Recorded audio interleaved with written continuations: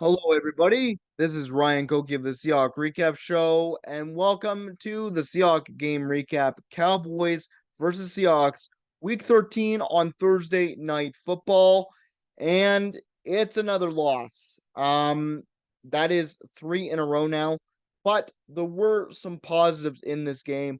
The offense really showed up.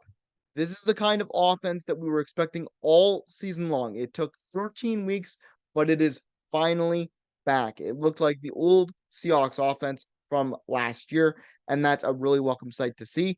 The only reason why we lost it is because both our defense and the Cowboys defense really didn't show up. So that really sucks, and that's one of the reasons why we lost it, because it was an offensive showdown because no defense could really do much of anything. Before we get into the show, please consider leaving this video a like if you really enjoyed it, and please consider subscribing if you would like to see any future content from me. Without further ado, let's get into this recap, shall we? Game summary. Cowboys win 41-35 over the Seahawks, and because it is the Cowboys at home, let's start off with their stats first.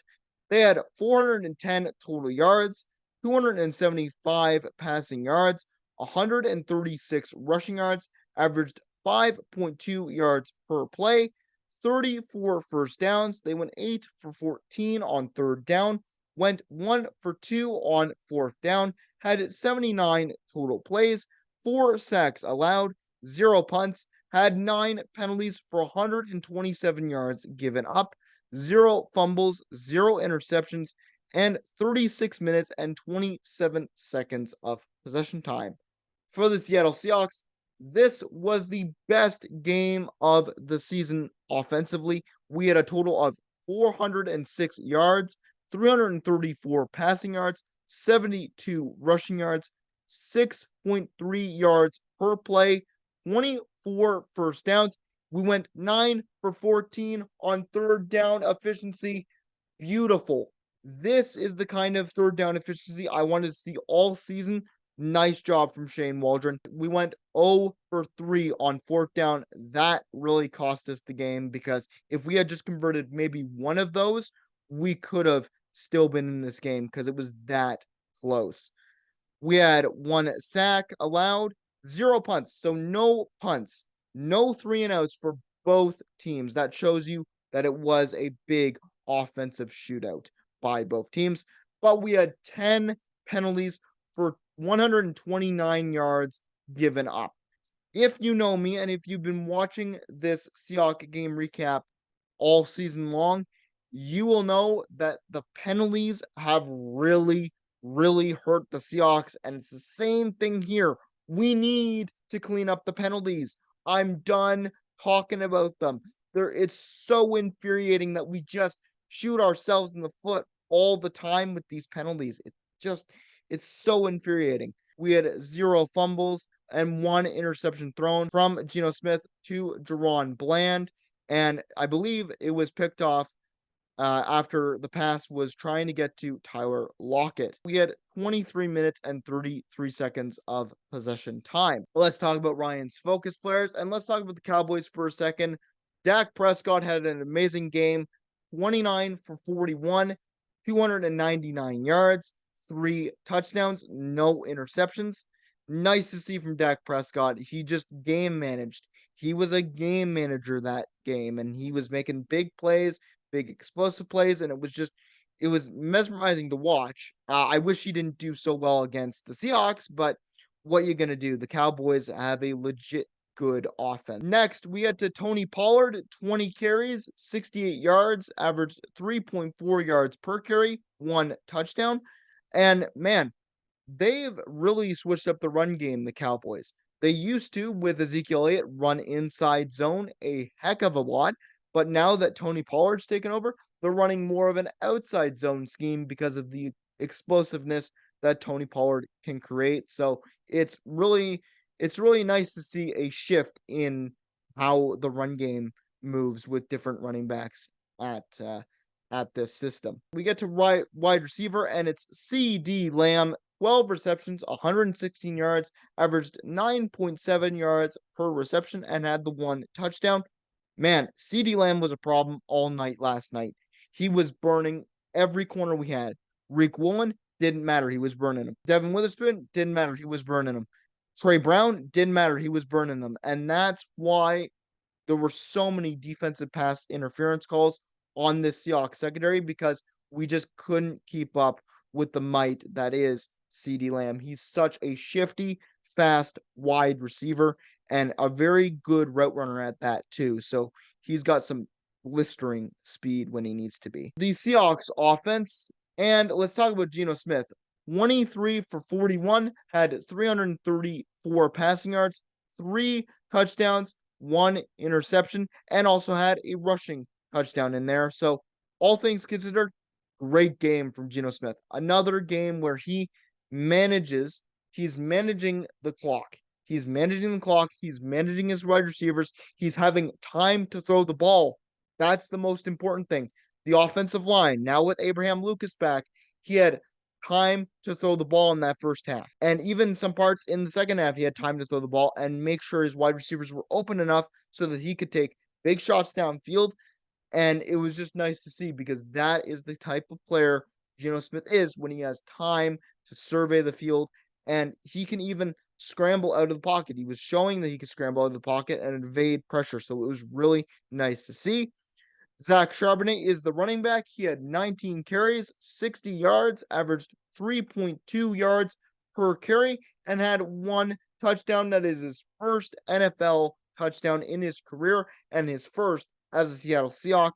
Hopefully, there's many more for Zach Charbonnet in the future.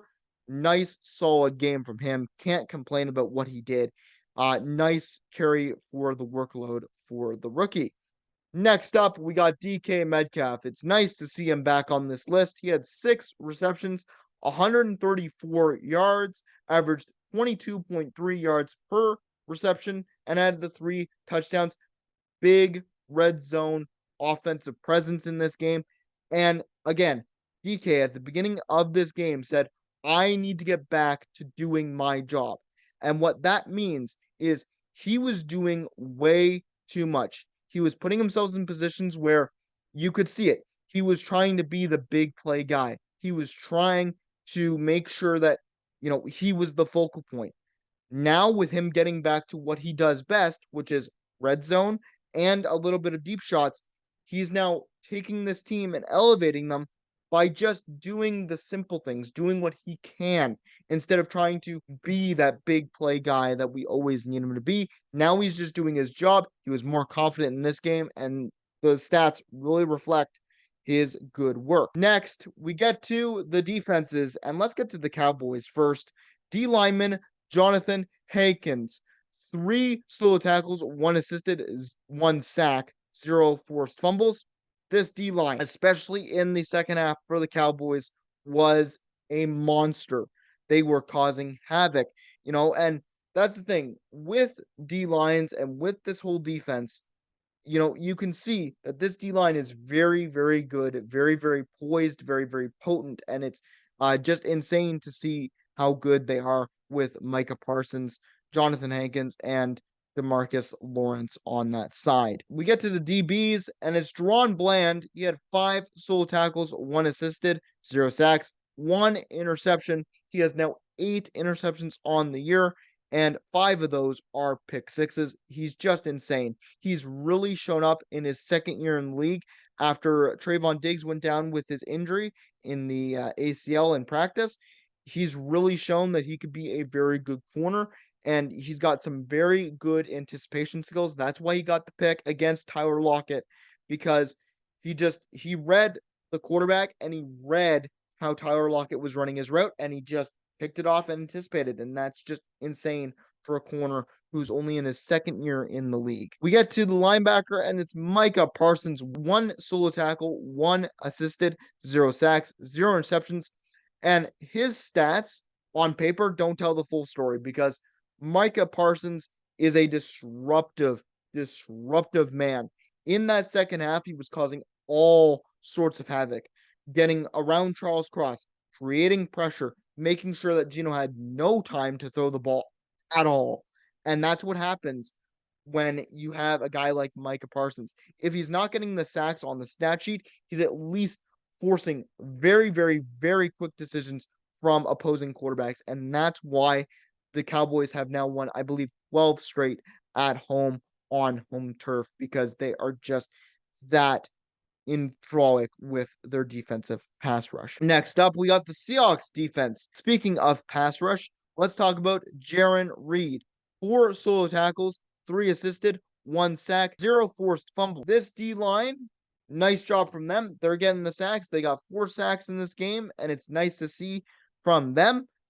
But it looks like our defensive line did very well, but our secondary let us down in this game. And let's talk about what happened with that secondary.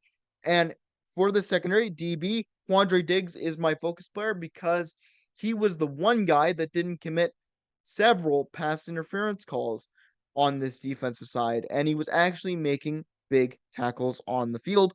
4 solo tackles, 2 assisted, 0 sacks, 0 interceptions, and just a reliable guy. One of the few bright spots on the secondary for this team. He was there making tackles when he needed to be. He was there being disciplined enough so that he didn't have to cause pass interference. It was just a nice, solid game from him. Let's talk about linebacker Bobby Wagner. 7 solo tackles, 7 assisted, 0 sacks, 0 interceptions. And what have I said about Bob Wagner? His coverage skills, especially in this day and age, with all the fast wide receivers, the fast running backs, all that, he's gotten a little older now, so he might not be able to do that as much. But when he needs to tackle, he tackles. And the only thing that I would have liked to see from Bobby Wagner not commit was a pass interference penalty from a veteran like him, because he had a really good game, except when he went to go tackle Tony Pollard in the second half, he went there, he went for the tackle and was just a little early before the ball arrived, and he tackled Tony Pollard, and that was what caused the pass interference. But other than that, he did a fantastic job. Ryan's final thoughts. What went well? Credit where credit is due. Shane Waldron and this entire offense played a heck of a game. Shane Waldron, I've been on your case for the past 3 weeks or 2 weeks. This is why. This is what you guys should have been doing, and this is what you guys can do. Everybody on this Seahawks team, every fan of this Seahawks team knew you guys had the potential to be extraordinary. And you finally, after 13 weeks, have finally shown up. Keep this going. You know what you have to do on offense. You know what you have to do.